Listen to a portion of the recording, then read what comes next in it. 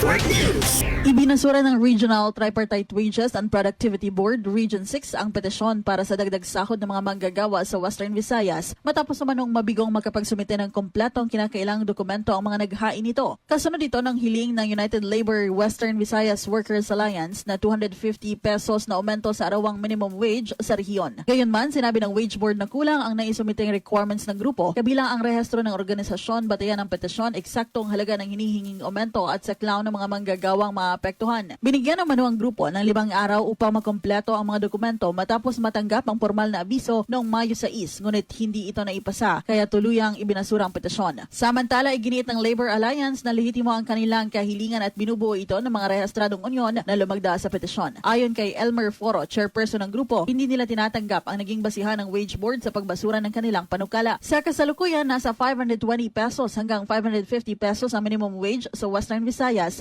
depende sa sektor at laki ng kumpanya batay sa Wage Order Number RB 629 na ipinatupad noong November 2025. Umaasa naman ang maraming manggagawa sa rehiyon na magkakaroon pa rin ng aumento sa sahod upang makatulong sa patuloy na pagtaas ng presyo ng mga pangunahing bilihin. Kasama mo sa DYRI, Araman Iloilo, Radyo Man, Fia Panas Otero, Tatak RMN. RMN Network News.